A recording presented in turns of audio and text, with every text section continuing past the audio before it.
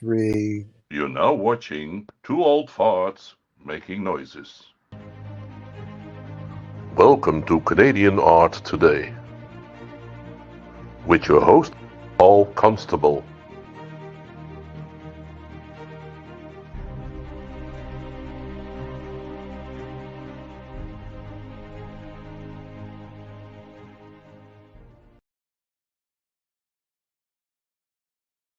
And here we are. I finally figured out how to get rid of the Two Old Farts banner, the TLF Entertainment banner, so it doesn't sit there and then we talk and it's like I have no clue. So I'm so glad David's actually back this week, but this is past his bedtime to do this interview, so I have to push the buttons. So one day we will, maybe by the fall, we'll be time zones will switch around again, and we'll have David back. We'll have David back for a couple shows. Yes, looking forward to seeing David and his input as well. So it's always there you great. go. I notice he does pop in on the postings every once in a while on our social media. So hopefully he catches in the odd show and sees what he missed. Yes, but I think this Thursday he'll be on that show that we record for a couple weeks down the road. Yeah, so he'll be here at some point. Not to worry. Yeah, no, that's good. So there you go. Anyway, did we ever figure out the after show? Well, not today because we haven't told this young lady, but the next show we can do without a problem. Yeah, and I want to tell people that that is a new thing that we're actually doing, and we will be having some after show after the interviews, and so we'll just see how that goes, and we'll be posting a few little things, so that'll be an interesting tidbits that might be not covered during our actual program. So that'll be the next interview. We'll do that the after show. Always something a little bit different, and see if we can expand on a little bit of what we're doing and helping people to get more information about stuff. There you go. That'd be great. Anyway, today on Canadian Art Today is we have a really special guest. Like she's a guest artist. She's from Burlington, Ontario. But I think that's where, I'm hoping that's where I got that correct. And she is she's got her BFA in a Bachelor of Science in Biology. And she's become kind of an advocate for polar bears. And she's had a number of shows. She studies them. She's traveled to Iqaluit in Canada's north, as well as Cape Dorset and Churchill, Manitoba, to view the polar bears that are, I guess they're under great stress, and we'll talk to her about that and figure out some of the things. She's also done she was commissioned to do a portrait of jazz specialist in the day, Oscar Peterson. So very nice. Which hangs in the gallery in Ontario. Very cool. Well, I liked what you said to her before we started to record. You said we're going to talk about the bare necessities. So that may literally have to be the title of today's show. So we don't know yet. I think that would be fun. That's a stolen line from Jungle Book. When Blue is singing to Mowgli and singing, you got to have the bare necessities. I watched the original Bare Necessities from 1969 about 5 nights ago on the Disney Channel. Just because I was like, I saw it when I was a kid. I wanted to see it again. So that's the only reason I know where it's from. Other than that, I have no clue. So. I love that. Yeah, it was a great show. Anyway, I'd like to welcome Christine Montague. And, welcome to the show. Thank you. Thanks for having me. Thank you for joining us. And your echo chamber is gone a little bit. Sounds like it's a little bit better. Maybe we were working with that before and trying to get the proper sound. But anyway, I was quite intrigued about. I didn't realize you did, Oscar Peterson's portrait. Yes, it was done in memoriam. He had just died, and I lived in Mississauga for many years, and they put a call out for artists. At the time, I did portraits, and I was sort of awarded the portrait, and then they had a big celebration for the family, a big tribute for Oscar Peterson, and it was a larger than life portrait was awarded, like given to the family, but it hangs in the Living Arts Center in Mississauga. Oh, nice. Yeah. No, it's really nice to be able to. I guess I'm also called giving back to the community a little bit when you can do things like that, because Oscar Peterson was such a great musician, and and supporter of community and the jazz. Just everyone in the jazz business everybody knew and wanted to play with him. It was pretty amazing. Yeah, it was great that you were able to do that. Anyway, we're here to talk about what you're doing today. I guess you've been doing it for a long time. You've been a member of Artists in Canada for off and on for quite a while, so we appreciate that. But I guess this shows a little bit of trying to understand a bit more about our artists and our artist members and what they're doing. And you're doing, I guess you're the portrait artist. I mean, and a lot of people bounce around all over the place and do a number of different things. But can you tell us a little bit about where this came from? Where did the idea of you wanting to do this? It came out of in 2011. I had a studio up in Glen Williams, which is like the Georgetown area of Ontario, and it was in it still exists, but it was this beautiful old mill that had been repurposed as artist studios, and it was open to the public. And so in 2011, polar bears were declared a species at risk, and it was all on CBC radio, all Canadian radio, local radio. It was really talked about at the moment, so even the average person was talking about, oh, poor polar bears kind of thing. And so in this studio, I did portraits, and I did like Canadian landscapes. I did the typical thing that you would sell to people that come into this sort of gallery I had. And so I decided to do a big portrait of a polar bear, just one of, and it was as if it was sort of ambiguous whether the polar bear was swimming in dark water or whether it was in the night sky, like the spirit of polar bear. And it just got such a reaction from people that came in, like from every walk of life. And it sparked so much conversation, and I was really surprised at the reaction. And because I enjoyed it, I thought, oh, I'll get to know the polar bear like a portrait artist. I'll start to do little portraits of the polar bear, get to know its face a little differently. And so I was sort of going along that way, but still doing my other stuff. But in 2012, there was a show at the McMichael called Vanishing Ice. And it was a terrific show that artwork from, I'm just looking here, 1775. From 1775 up to 2012, artwork they had in the Arctic. Sometimes it was like scientists drawing, and they were comparing how the glaciers were then from the artist's work to how they are now.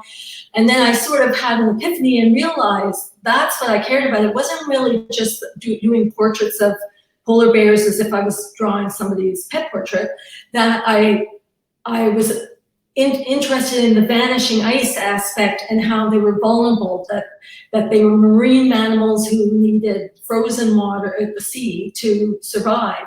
And so all my paintings then became not just a polar bear face, there was always a comment of something in there showing that, are they, like, how safe were they out of the picture frame? Like, is there more ice past them, or any ice at all, or are they playing? Are they drowning?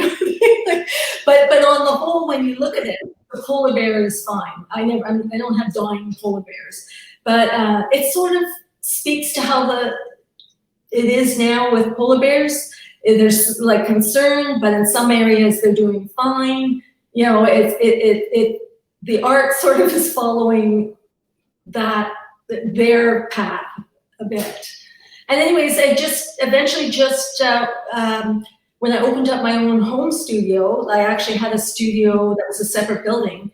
I decided just to concentrate on the one thing, and I still took commissions for other things, but I was just painting polar bears. And so I think I've gone over maybe 300 polar bears. I've never sort of counted them. I've done a lot of polar bear paintings in the last 10 years. Yeah. So do you work from your own photographs? So do you take your own photos? in my education, what isn't in there also is that I also almost completed my degree at what's now OCADU when I was younger. And I'm pretty good at drawing from my imagination, drawing accurately. So I sort of have that training as well. So either I'm working from photographs that I either took when I was in Churchill or just at the zoo, and That's true. The Toronto Zoo. But it's also, I make up polar bears. I put them in my, especially in work that, the work that I've sent to you today to show is, I think, pretty well oil painting and more like realism work. But as soon as I get into acrylics, it becomes more, I don't want to say illustration, but I make up my polar bears and I make up the backgrounds and that type of thing. Like with my grandsons too, the zoo, what used to be called the zoo, is Cabela's. You go to Cabela's and they got all the stuffed animals there, everything, doll sheep to everything. So they can I've actually told artists they can go there and actually, there's an actual real bear, just life size. You can sit and draw actual animals, bears, beavers, everything. Yeah. Yeah. And a lot of times they'll let you go and sit in there in their off hours a little bit and draw that animal if you want. So it's like we have access to those animals if we want to use them in real life. I mean, they're stuck in a position, but at least you can see the anatomy of them and what the hair looks like in the fur. Yes, it does make a difference. Well, getting those rhythms are really important, right? Like I see that in your work, and you're finding the rhythms of the hair and if they're matted or is it shiny, is it in the rhythms of how they pull around the neck, and they give a rhythm to the work. Is that animal walking, and how does it, the fat roll on their body, so you get a feeling that they're not just static. Yes. Feeling like they have a body underneath that skeletal, the skin that goes around them. So they're actually moving, and I found the bears are lovely because it's just this large amounts of fur, right? And it's kind of, it moves with them when they go. It does. It is sort of fascinating to see. It is. I think they're beautiful. So, but they're also goofy. So it appeals just my sense of. Well, I think, and I would even go back from, probably back 100 years, even going back to Pooh Bear and all the little things. People have been brought up with this love of this animal, whether it be polar bear or just a regular bear. Yeah. I mean, everything, Winnie the Pooh, like there's all kinds of things that animation have used them because they're a motif that is lovable and understandable, and yet they're dangerous, and they have, you have to be aware of them. You can't, when you go to Churchill, you're in this large vehicle and you're looking out. You're not just walking out onto the ice. Actually, a lot of times it's around the garbage dump, I think, almost sometimes. So yeah, I think that's how it started in Churchill. I mean, I might be wrong, but originally was the garbage dump, and that attracted the bears to this pattern. But I'll have Stephen here put an image up here. Let's just start with one of the images. Okay. And we'll activate the image here, and there we go. I hopefully got it correctly numbered here. Great, big bear. Yes, that's Big Bear, and that's the most recent painting I did. I actually have a show on now. It's just ending tomorrow, and it was called like Polar Bear Wonder and Warning. And he sort of opens the show. He's the first sort of painting, and this is just a portrait of a Big Bear, and he's in the night. They are at night, and when I was painting it, I was thinking how he sort of paused. Something's caught his attention. And what I'm actually thinking in my mind as I'm painting was that just beyond there, out in the darkness, there's people. Like there's smells, and there's something that's caught him. And that's the problem with the delay in the sea ice forming in the winter. You're just getting more and more contact with people. You're increasing that danger. And so he's fine, and I'm hoping he's just going to move on, but he's actually paused because he's hurt or smelled something. They have an incredible sense of smell. And there's sort of like the artist backstory to that, but really it's just a big portrait of a polar bear. Yeah. Well, it's nice to hear the background on it, because, you know, we're looking at that, and the bear is looking to the one side, and you're wondering, what is that bear looking at? So I like where there's paintings, there's curiosity and questions that aren't answered. They ask more questions than answer questions. So, but understanding the portraits, the bears, the eyes, the direction, the movement of the hair, and all those things become, as an artist, you kind of put them together, and you just kind of automatically, but still with, you've got a preset idea a little bit about how you want it to look, and some of that may come down to the photo you took, why you chose one over the other to say, this is important. Or do you use multiple photos sometimes to? Sure, yeah. And I have a process, my painting's fairly traditional, and so there isn't something new in my technique, but I guess because all years of being a portrait artist, I always have to connect with the eyes, and I always sort of, I am a person who paints the painting all over. You know, some people finish like one corner and keep moving down and moving down, you know, and but I always start with the eyes, and then I work out, and until I sort of connect with those eyes and they're sort of real in my imagination, I don't really connect with the painting. And then there's just this magical moment that suddenly, oh, it's okay. and then, you know. Well, it kind of communicates with you as well. I think I find it sometimes. I'm not a portrait painter myself, but I find even with landscape, there's this point where it says, oh, okay, I'm getting closer to where I want it to be. Yeah. Sometimes it's a discovered thing. You say, oh, I discovered something I didn't realize I had discovered. And is that what happens to you sometimes? You paint away on some things, and you find that, oh, this is more important than where I started, right? You end up changing your direction a little bit sometimes? Not too often with the polar bears, but I certainly had that in portraits, especially with figures. I remember one painting I did that had a figure in my studio, and there was all the paintings, and to my surprise, I just connected so much with the floor. And the painting was cohesive, but the thing I was into and inspired me was these strokes and the color and the pattern of the floor. So the floor is really nice. No, it's, I guess I go back a lot of times, in the polar bear is this romantic animal that I guess years ago Coca-Cola picked it up and said, yes, let's make these beautiful bears. And I wish they would have had some kind of environmental program that went along with every Coke you drank, you got one penny or something. Great idea, yeah. They should have done something like that to push it along, but they did push this. Like you talked before, they're goofy, and there's a love amongst the family, right? They belong together, and the cubs are all taken care of, and they're always fooling around and biting on mom and rolling around and doing all goofy things. And I think they captured some of that a little bit. I think that's sort of what animation does as well.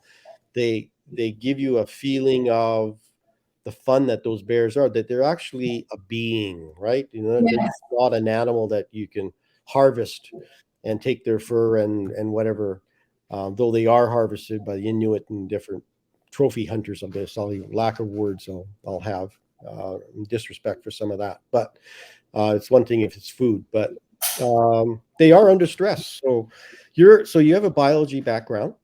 Yes, and but I do. Yeah. So is that where some of this came from a little bit as well, is like your understanding of this of the stress on them? I think it does. Part of it is the technical part, that I don't want my animals to have like legs that are bent the wrong way, like to be fairly accurate, as you know, even if I'm making up a drawing, I want them to read properly as not a deformed polar bear, a proper polar bear. And then just love of nature, you know. if I had continued on with biology, but at the time I didn't know I could do this type of thing, I would love to have studied wolves or polar bears. So those would have been my animals I would have loved to. Yeah. Have you searched out doing little sculptures at all? Like sculptures of these? I haven't, but I actually love doing sculpture. I haven't done it in a long time. I started during COVID. It took me forever to get stuff from all over to do felting, to make sort of accurate polar bears, like not like toy looking polar bears. But I have thought of it, and especially since I'm new to Burlington and there's a fabulous art center that has guilds you can join. So I naturally right away joined the Fine Art Guild, like the Painting Guild, but I saw there is like a Sculpture Guild, there's a Clay Guild, like there's all these different guilds that as I get a little more settled, I think I'll be poking into looking into something there. Yeah, I mean, it's great when you have one subject, because sometimes you try to reach out in different ways, I guess, to come at it from different directions. Yes. Sometimes sculpture can, whether it's simplified or whatever, but what I found that once you make a maquette, you can turn it around and you can now start seeing that animal from different directions. So Well, it helps you understand the gesture, I guess you'll put it, of that animal. Especially like you draw from memory sometimes. So it's kind of nice to have those. Yeah, I totally agree. And I did start, but in moving it got packed away. I actually did start to go along that line, that I want to go even more with my imagination, talking about the polar bear rather than these more traditional portraits. Yeah. And I actually started to make, I just used white plasticine. So I was creating like 100 polar bears, you know, with the idea that once they're made, it would be terrific because I could play with the lighting. I could really change their positions, and it would be way faster than me doing 3. Even though I can go on Procreate or something, it'd still be way faster than drawing it out and doing layers and, you know. I've actually been working in styrofoam in this last couple of years, and it's white automatically, and you can buy the higher dense styrofoam, or you know, stuff that your TV box was delivered in, right? And it is actually quite a nice medium, quick medium to work with a knife, and you can quickly carve away and create this right. Neat. There's lots of different things you can do with that, and different ways of. And I'll sort of say you could carve something, for instance, in styrofoam and create the depth you want, like pretty much like you've done bright weighting here, portrait here of the bear in the round circle. So what you would do is you could take paper mache and lay it over top of the form that you've got and let it dry. And now you've got the shape of the bear inside, and you can so there's different ways you can do different things with the product that you love doing polar bears. We're saying, how else can I reach some different markets and different ways of doing something? They look different when you carve them in styrofoam or in paper mache or clay or, like you said, plasticine. So it's just kind of fun. So my question is, and it happens to me, I'll do a portrait of somebody and it turns into more of a caricature. So how do you avoid some of that, where you're starting the bear and you say, okay, he's looking too cute, or he's looking, it's turning into more of a cartoon type of a look rather than I want the serious bear with that. Have you had those things that happen to you while you're working with it? Not when I'm working big, because I've planned it out, pre-drawn it and all that thing. But in smaller things, it's because they are cute. So I mean, that's why I don't do the babies. It's almost impossible for those cubs not to be cute. And I know there's a lot of popular polar bear art out there, and it's like a mother with, you know, with her loving her too. But that's really not my story. My story is the vulnerability to the lack of sea ice. So I try to avoid that, and then If it's the smaller works and they're sort of imaginary and they're sort of getting a little cutesy, often I find it doesn't matter because I'm doing something else in the background that's like some texture and ice and blue. And it doesn't really matter because it's more talking about the ice issue almost than the polar bear. So it doesn't matter if it's sort of cute. Whatever connects people to it is okay. Right. So it's, yeah, they're a really elegant animal. But like I said before, they seem to be very family orientated. Yeah, the mothers, the fabulous mothers, very dedicated. And huge ice flows right now are coming along Newfoundland. Like there's huge, almost islands floating by, like they're huge. So you can physically see the impact of climate change. Yeah. And it is definitely affecting this animal. So is there other advocacy work that you're doing towards this, or do you have a program you support? Pretty well. What I tend to do, I just had a show now, but it wasn't a show that was like a sale, like a commercial sale thing. But the other times I've had shows, I've always had at my openings James Kushni, who I don't know whether he still is, but pre-pandemic, he was a director for the Churchill Northern Study Center, which is a nonprofit that it's all about looking into sustainability of the North. And so I try to give money to them, like a percentage of sales goes to them. So really it's my art, and I'm talking about the polar bear, and then hoping I'm inspiring some people to talk about the polar, like think about it. But I'm actually, it's not that I'm not willing to, but I'm not associated with some groups, so I'm a spokesperson, because I'm not a polar bear expert. I'm just, there's probably a 10-year, I know quite a bit, but there's probably like 10-year-olds out there that are so passionate about polar bears, they know more than me.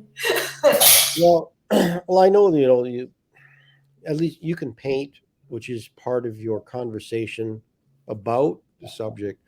Writers will write about it, right? Yeah. Film producers will produce films about it. They're all visions of the individual. Like it's an interpretation by the writers, an interpretation by the creative directors for the film. And I think you have the right to the same kind of your vision, your personal vision as to what's happening. I mean, these animals don't live right where you are. You have to travel to see them. Yes. And so they're somewhat exotic. I guess you could look at it that way. They're an exotic animal other than seeing them in the zoo. Yeah. I did a polar bear carving here just a month ago, and my wife says, the head looks really small. I says, well, I think their head is small. Like yeah, to other bears. And I said, part of it, I think, might be, it's that streamlinedness of them as well, but also being able to go down a seal hole and get a seal out of the hole. Like if you had a big head, you wouldn't be able to get it down one of those little ice holes that are in air holes in the ice where the seals come up. Yeah, which is probably one of their mainstays for food. So, is that how you would see the anatomy of this bear? Is it like? You mean that the head's smaller? Yeah, the head's. Yeah, I think it actually is, and to be honest, I actually read recently why it's smaller, and it might be that reason, and I can't remember. It's like I went, oh, that makes sense, and then it just like went boom. Yeah, I'm only assuming that, and because I go, well, why would it be smaller? You live in the north, why? Because animals adapt and have been adapted for their location where they are. Yeah.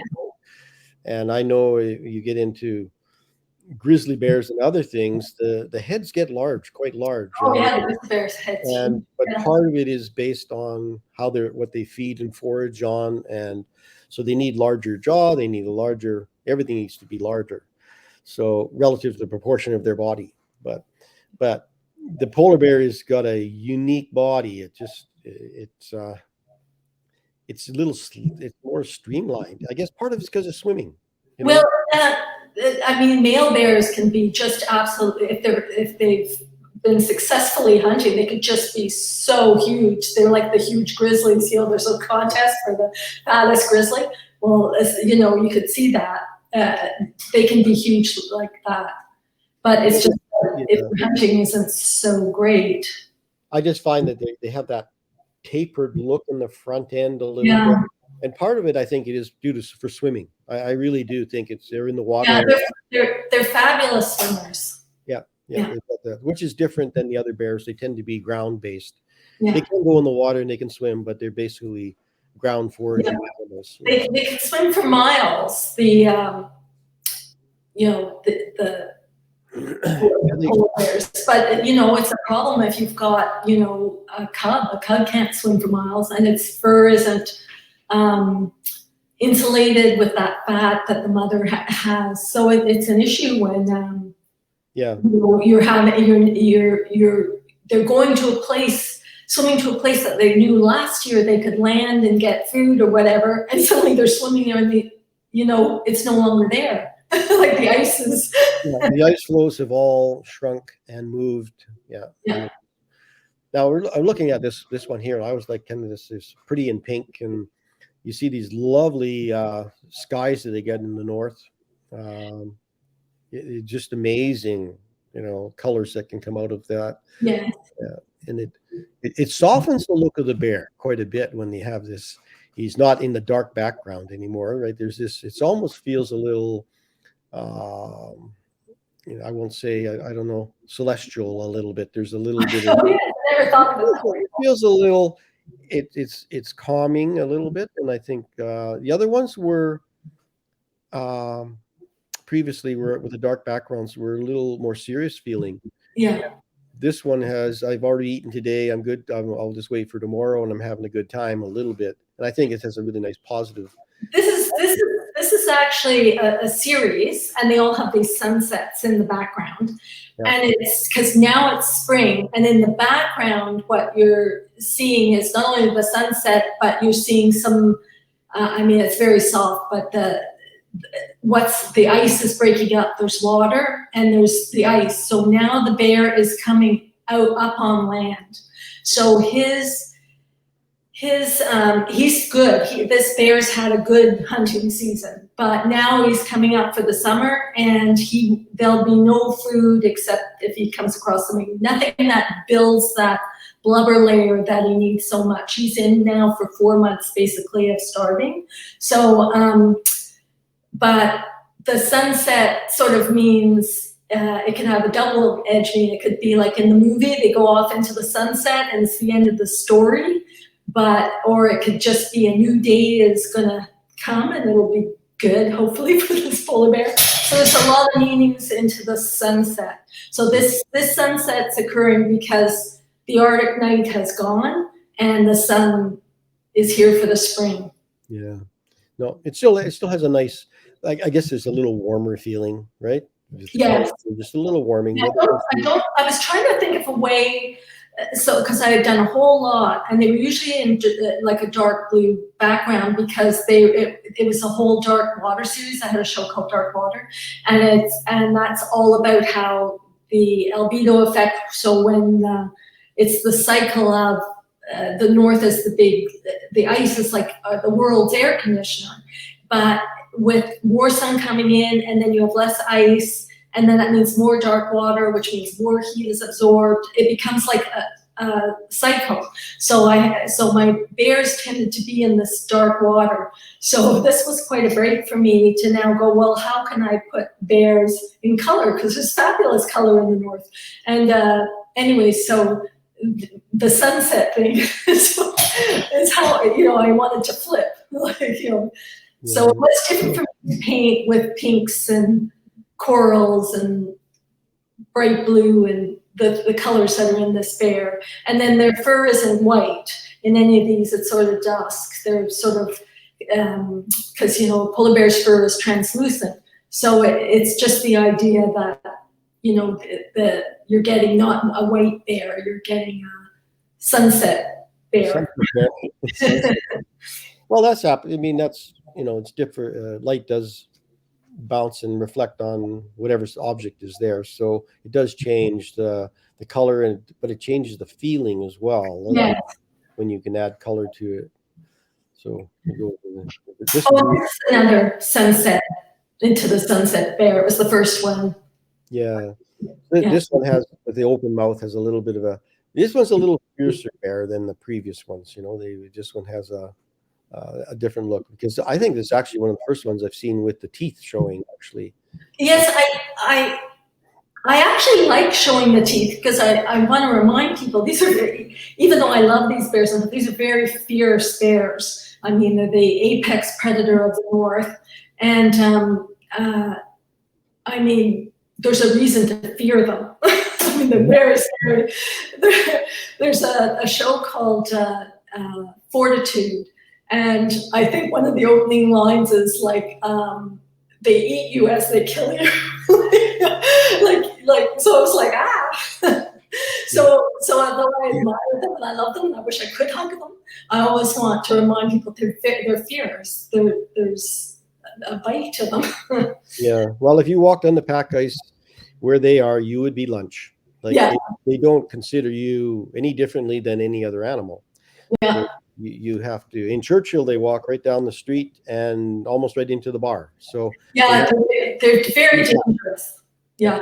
As Churchill was put in, it's quite well known. They sort of have like, people have heard of the polar bear jail, and they actually have like hired people, I guess, as well as volunteers that do constantly keep the bears out of town.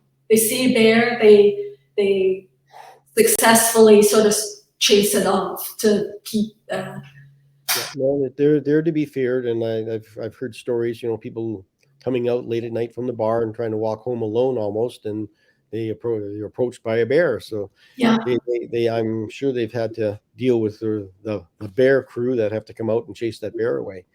And that, yes, they are a predator. They will, if you're in their territory, and I guess that's the problem. We're always in the animals' territories. We're always encroaching on their environment area, and with the pack ice melting, their area is shrinking, so they're moving south a lot more.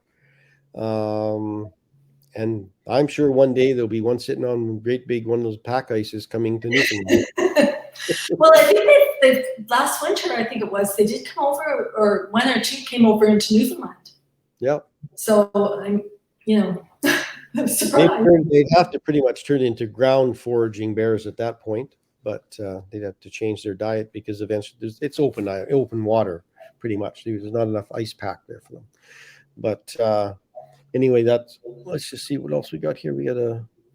So you've introduced this round circle all of a sudden. I see them in a round format. Yeah. It's a different focus and a different feel. It's sort of as if you're looking through a scope. A lot of people, when you go up north, they bring, instead of binoculars or something, they bring a scope it's like a hunting scope, like to look through. And it's sort of that idea of, it's also like a portal into the polar bear world. So you just get this lucky little glimpse out into the dark, and sure enough, there's one just there. It does have that portal feeling for sure. Yeah. And even on a white space around it, it's kind of like you're away from it from a distance in a safe way. You're looking at this animal, but you want to see the detail of this animal. He somewhat knows you're there, though, right? Yes, he senses it, or maybe if you're not that far away, I think he can smell at least a mile. So not the way, it could be more with the wind blowing, maybe even more. Yeah. So when these canvases are actually made by Upper Canada Stretchers, which is a Canadian company, and they come with imagine like a big black frame, round frame. So they're quite nice looking as the idea of a scope, or it gives you that feeling of a binocular. If you have two beside each other, it's a little bit like you're looking through the binoculars. So I sort of like that effect. Once again, it's like a series, and then I'll be back to something else. Yeah.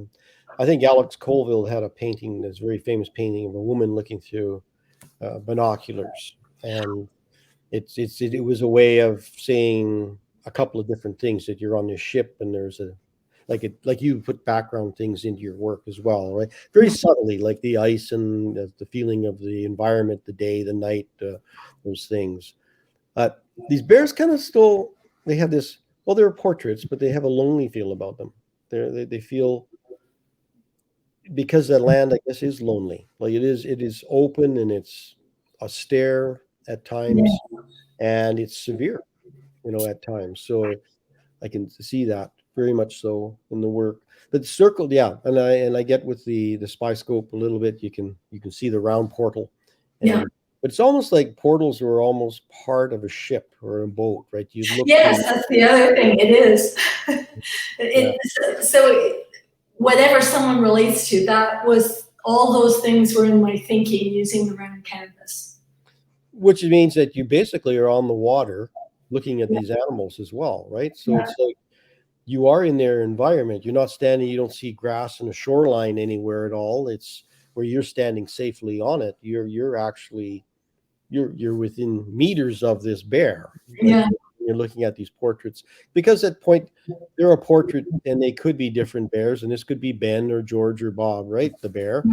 But they have a similarity to them. But I know each bear probably has different scars and marks and that have happened to them over the years that they've been around. So how long would and I'm going to ask a question. I don't know, how old would a bear live? How long would a bear live? I know in captivity they can live over 30 years, because I had the privilege of being commissioned to do the portrait of Boris, the bear, who was down in the Point Defiance Zoo and in the States, and they knew he was about to die, and so for his vet, the zoo vet that was responsible for Boris, I was commissioned to do a portrait of him, and he was about 34, 35, and so that was really old. But I would say because of things that happen, maybe into their 20s. Yeah. With the potential of like longer. Yeah, it still would be a healthy animal. I think Boris would be an animal with the teeth are almost falling out, and they're aging to the point where if they're not fed, they would not survive. Yeah. For sure. This was one of my I did this a few years ago for a show that was called Dark Water. And so that's what this is. This is a polar bear swimming in dark water. He's fine, but you don't know. I mean, that little ice floe isn't going to let him stand and make a hole, try and catch a seal that's coming out. I mean, that's doing nothing for others. So you don't know how far out of the picture frame is this next, like the next ice that he can hunt off of. And it was just sort of in the shape. I actually didn't plan it that way, but it sort of came out. It was like a sort of question mark. I mean, it's very subtle, but it is like a question mark. So the title just became the polar bear question. Yeah, it feels like stepping stones to me, a little bit, right? So it does. Oh, that's good.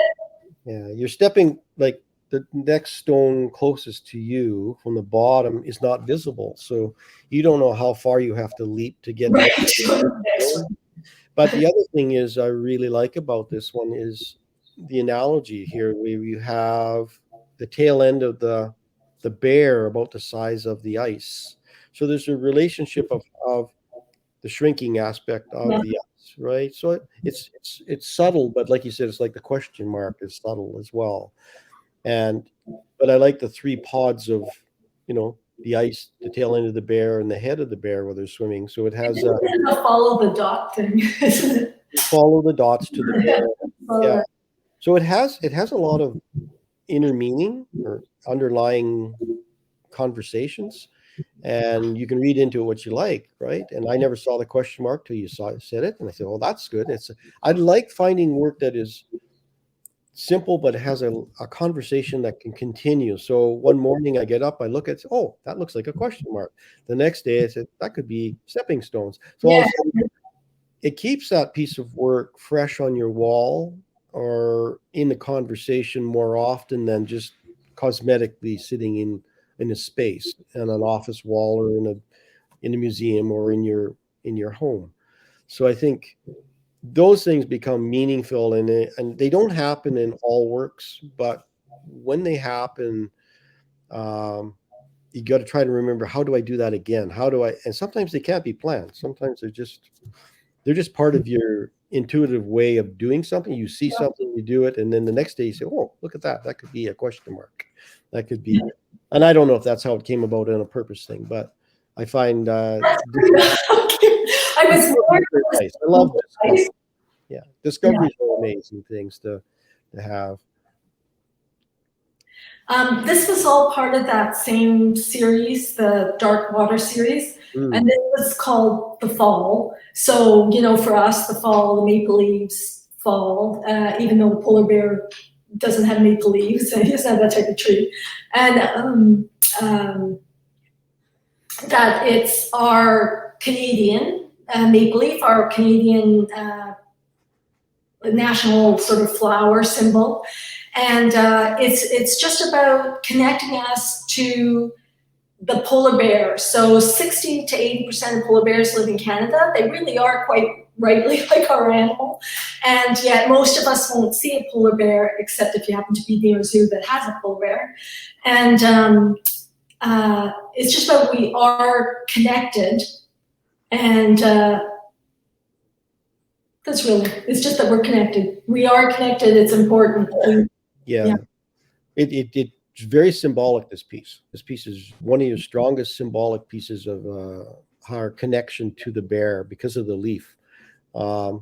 It's, I guess, the first thing that is really out of context with your other pieces. Yeah. Which is, the introduction of a leaf, of which the bear has never seen in its lifetime. But we as observers understand what that is, right? That becomes important. So I think, it's, like I said, it's a graphic, beautiful piece. It's strong. I like the piece a lot, and you can always make lots of different suggestions. But I think for the purpose that you had, I think it looks a lovely piece. And the bear is definitely, you can see that pointed head, right from his nose. He's very streamlined, and he's definitely looking at our connection. We are responsible for that bear. So that, that becomes that's the light that is overseeing him a little bit, is to, we're supposed to protect that. And hopefully we do. I know we have Save the Whale, and we have there's a whole bunch of other things that we need to all consider. This was a very interesting piece. I like this one.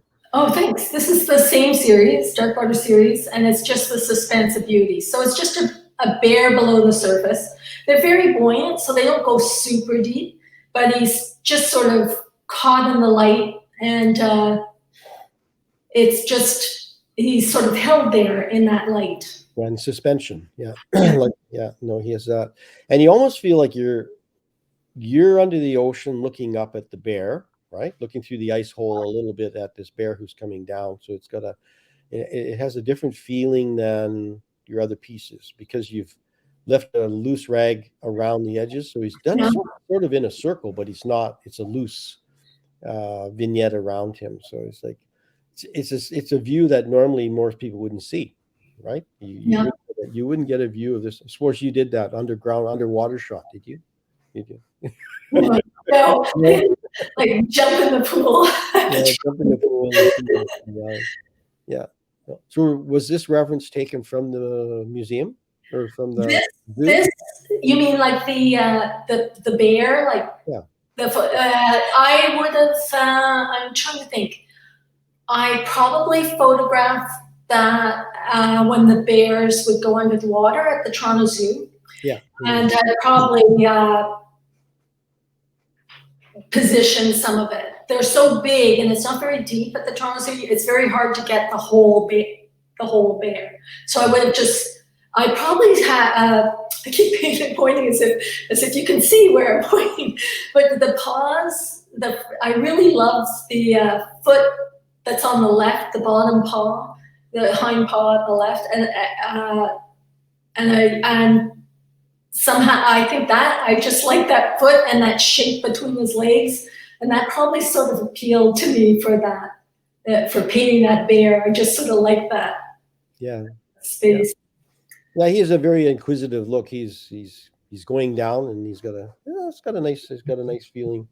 Anyway, I think we got one more here. Yeah, this one here. Yeah, so this was painted at the same time as the fall, the one with the maple leaf. So this polar bear head, it's about connecting us Canadians, especially down here in the south, with this great animal up in the north. So he's wearing a flower crown of all the provincial and territorial flowers plus the Canadian maple leaf. And then I have the teeth showing because I just like to show the teeth to remind us he's not cute. He's not a pretty bear sitting there with flowers in his head. This is like, it's just meant to, in tribute to him, it's not meant to be pretty. And by showing his teeth, you take some of that cuteness. Like, oh, a bear in a flower crown, how cute. He's wearing this crown of flowers, but it's just kind of like the bear is reaching out to us in this one. I think that's why I kind of liked it at the tail end. It's sort of, there's a conversation. I don't know what he's saying, but he's looking at the audience directly in this one, right? And whoever is viewing here. So there is something being said here of pay attention. I'm here. Yeah. He's coming out of the darkness at you. Yeah. And maybe not in a friendly way. Yeah. No, I think we covered a lot of stuff. Very good to have that conversation. Learning a lot. That was wonderful. Learning a lot about bears and what they're doing. Yeah.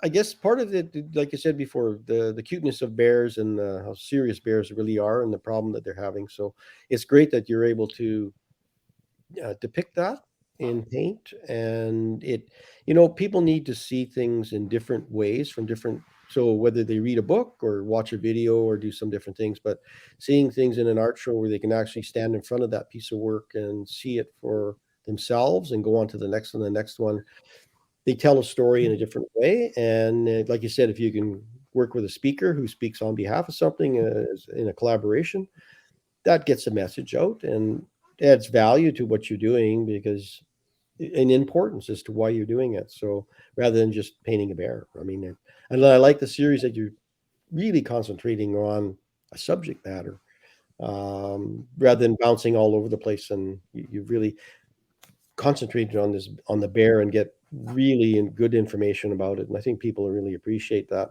The ones especially. I think it's important. Well, Stephen. That's it. You guys did a great show. I just sit here and look pretty. That's my job. So, and you, my dear, you were wonderful. Your paintings are wonderful. And every time Paul would show one that I liked, I'd go onto your site and it was sold. So I'd be like, it's sold. That one was sold. And there's a few that aren't sold, which is good. But I was like, they sold. No, I want them. So, but that's okay. That means people are enjoying your art. So for anybody who would like to get a hold of her, please reach out to us. All Christina's web information will be below, so you can get to her directly. But for some reason, if that's too difficult, reach to us here at TOF, and we will put you in touch with her so you can buy her artwork. Yeah, and all of her artworks are available on her website as well as prints and some different things that she does. And I think that's that's a great opportunity for people to really look at what's happening in Canada and in our north, which is affecting the rest of the world as well. So I think we need to be more aware of a lot of that stuff that's happening.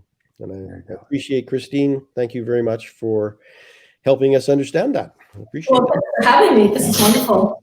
A pleasure. Thank you so much. And don't forget, everybody, subscribe and like, and we will see everybody next week. Cheers. Take care.